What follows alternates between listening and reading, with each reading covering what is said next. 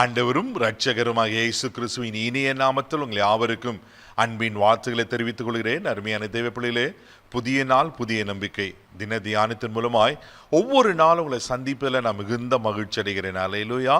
இன்றைக்கு கூட கர்த்தர் நமக்கு கொடுக்கிற வார்த்தை என்ன? 2 நாளாகும் புஸ்தகம் 6ஆம் அதிகாரம் 4வது வசனத்துடன் வாசிக்க கேட்போம். அவன் சொன்னது, இஸ்ரவேலின் தேவனாகிய கர்த்தருக்கு ஸ்தோத்திரம்.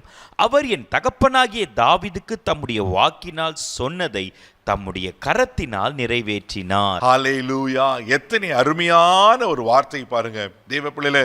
இங்க சாலமோன் ராஜா சொல்லுகிற ஒரு காரியம், இஸ்ரவேலின் தேவனாகிய கர்த்தருக்கு ஸ்தோத்திரம் அப்படின்னு ஸ்தோத்திர பலிகளை செலுத்தி ஒரு முக்கியமான காரியத்தை சொல்றாரு. என்ன சொல்றாருன்னா, ஆமென், என் தகப்பனாகிய தாவீதுக்கு வாக்கினால் சொன்னதை அவருடைய கரத்தினாலே அதை நிறைவேற்றினார். அல்லேலூயா.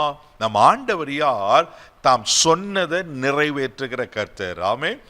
தாவீது ஆண்டவருக்காக ஒரு ஆலயத்தை கட்ட வேண்டும் ரொம்ப ஆசைப்பட்டார், பிரயாசப்பட்டார். ஆனா ஆண்டு தெளிவா சொல்லிட்டு, நீ கட்ட மாட்ட, உன் மகனாகிய சாலமோன் மூலியமா தான் இந்த ஆலயத்தை நான் கட்டுவேன் என்று சொல்லி தேவ பிள்ளைகளே, ஆண்டவர் தாவீது மூலமாய் சொன்ன வார்த்தையின்படியே சாலமோன் ஆலயத்தை கட்டி முடிக்கிறார். கட்டி முடித்து அழகான ஒரு பிரதிஷ்டை பண்ணுகிறார். தேவ பிள்ளைகளே, ஆண்டவர் தன் வாக்கினால் சொன்னதை தன்னுடைய கரத்தினாலே நிறைவேற்றுகிறார். எவ்வளவு அருமையா இருக்கு பாருங்க.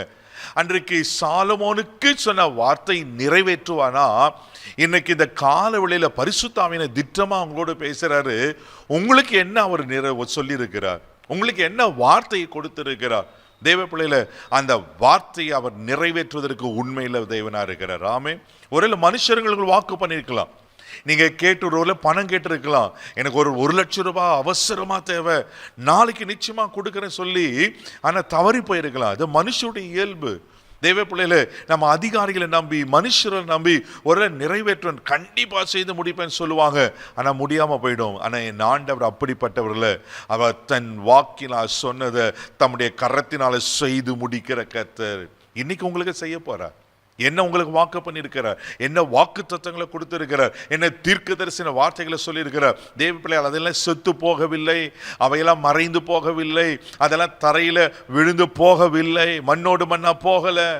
ஒருவேளை நீங்க மறந்து போயிருக்கலாம், ஒருவேளை ஆண்டவர் சொன்ன வார்த்தைகளை நீங்க மறந்து போய்க்கலாம். ஆனா என் ஆண்டவர் மறக்க மாட்டார், அவர் நிறைவேற்றுவார். இதை நம்புறீங்களா?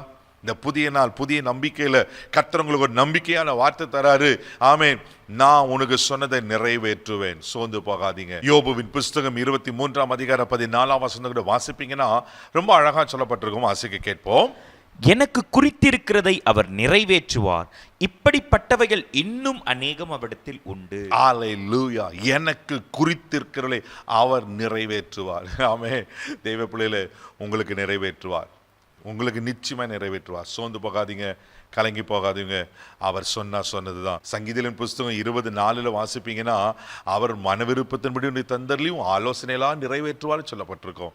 அவர் நிறைவேற்றுகிறார் கர்த்தர், நிச்சயமா நிறைவேற்றுவார். தாமதமாகலைங்க, ஒரு கால தாமதமாக இருக்கலாம், சோர்ந்து போகாதீங்க, நிச்சயமா கர்த்தர் நிறைவேற்றுவார். கண்களை மூடி நம்ம ஜெபிக்கலாம். அன்பு தகப்பனே, உமக்கு நன்றி அப்பா. தன்னுடைய வாக்கினால் சொன்னதை உங்க கரத்தினால் செய்து முடிப்பீங்கன்னா, இன்னைக்கும் யாராருக்கு என்னென்ன வாக்குகளை நீங்க பண்ணியிருக்கிறீங்களோ, ஆண்டவரே ஆண்டவரே அதை நிறைவேற்றும்படியா நான் ஜெபம் பண்றேன்ப்பா. இன்றைக்கு அது துவங்கட்டும், இன்னைக்கு இதை ஆரம்பிக்கிச்சு ஆசீர்வதிங்கப்பா. உங்க கரத்தில் ஒப்பு கொடுக்குறேன். இந்த நாள் முழுவதும் நீர் கரம் எடுத்து நடத்தும். உங்க தெய்வீக பாதுகாப்பை ஒப்பு கொடுக்குறேன். எல்லா தீங்க விலைக்கு காத்துள்ளோம் இயேசுவின் மூலம் ஜெபம் பிதாவே, ஆமென். அவர் உங்களுக்கு சொன்னதை நிறைவேற்றிட்டார். தைரியமா போங்க. God plus.